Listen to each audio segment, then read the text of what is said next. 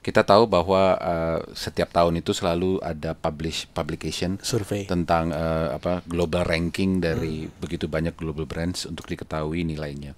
Itu selalu dikatakan misalnya brand valuation devalued at misalnya $71 billion, $68 billion dari sebuah perusahaan misalnya. Nah, apakah yang kalau kita lihat angka ini Pak, misalnya ketemu, misalnya katakanlah disebut $71 billion, dan di situ tidak dimunculkan angka-angka lain ya Pak. Apakah itu artinya murni Pak, itulah nilai dari brandnya saja di luar dari aset-aset yang lain? Yeah. Apakah di dalam situ itu sudah terhitung di dalamnya adalah business valuation ya?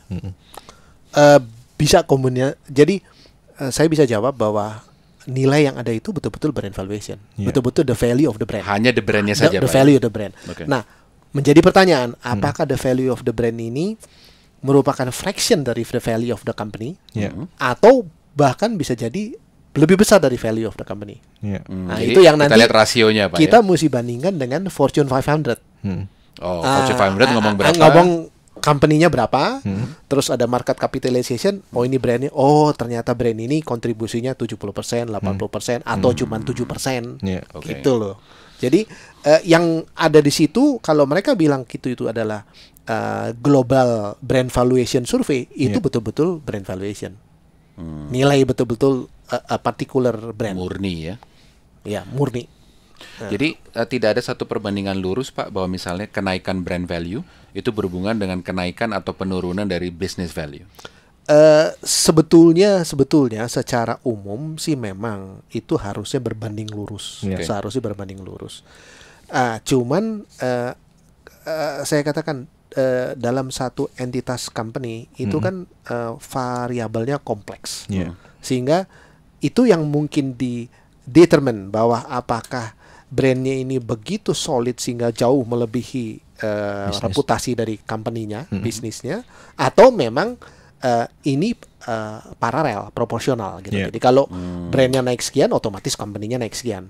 Ya tergantung tadi yang begini. Sekarang begini, ada satu merek misalnya Louis Vuitton, Louis Vuitton itu parent company-nya itu bukan Louis Vuitton company-nya itu, tapi mungkin dimiliki oleh sama yang dimiliki oleh siapa, dimiliki grup. Jadi antara nilai dari parent company nggak ada hubungannya sama brand. Tapi ini milik si parent company. Nah bisa jadi ketika di rate, kita di value, di value itu parent company-nya ini memberi dampak, tidak memberi dampak yang sebesar brandnya. Kan orang bilang,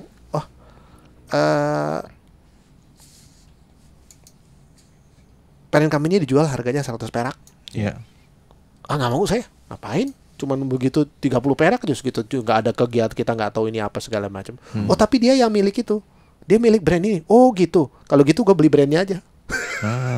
Artinya value-nya, company-nya nggak punya value gitu. Artinya value-nya nggak justifiable gitu loh untuk appetite kita, untuk menarik minat kita. Tapi begitu brandnya yang disebut, dia yang punya ini. Kalau gitu saya nggak mau repot deh, saya beli brandnya aja, company-nya nggak usah.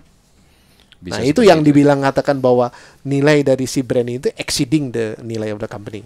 Tapi kalau brandnya kita ngomong company yang orientationnya betul-betul produk branded ya, katakan consumer goods company, itu bisa berbanding lurus.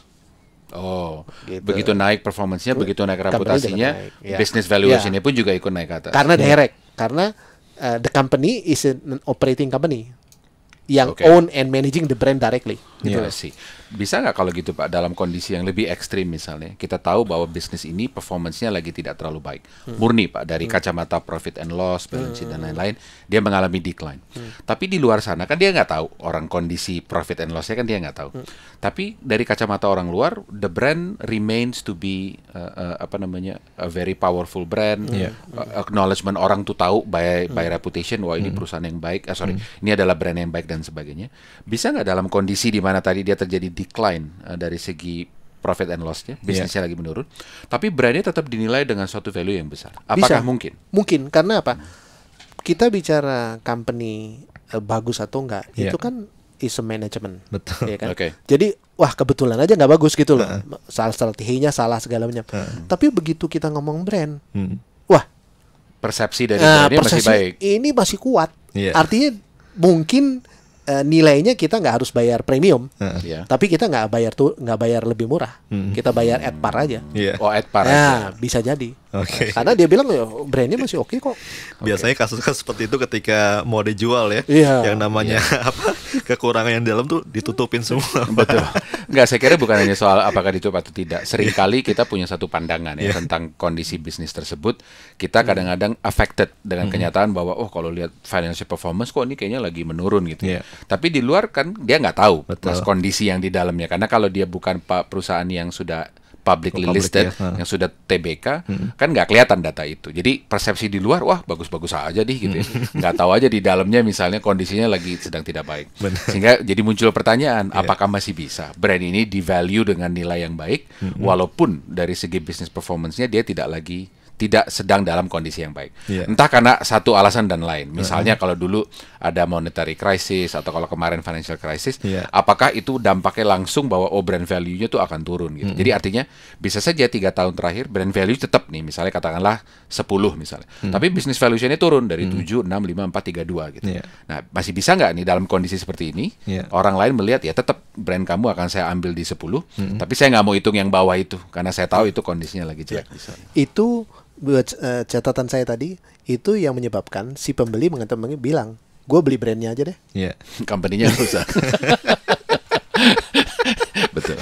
karena saya nggak mau nerima sampahnya gitu loh ya. Iya, betul. Utangnya, tunggakannya nggak mau. Gue mau beli brandnya aja gitu. Berarti confirming hipotesa saya memang bahwa selama ini pandangan brand sama bisnis itu kan memang adalah dua elemen terpisah, tapi sebetulnya dia mempunyai satu korelasi yang praktis tidak bisa dipisahkan. Oke. Walaupun dalam kondisi ekstrim tadi misalnya kayak kasusnya Sariwangi atau yang lain, ya saya ambil brandnya aja, saya nggak ambil company. Dan itu juga bukan berarti pada saat itu seakan-akan perusahaan itu sedang dalam kondisi jelek. Ini murni saja dari interest hal ini. Dalam hal ini adalah Unilever, dia memang interestnya hanyalah di brand managementnya saja, bukan the company management. Oke.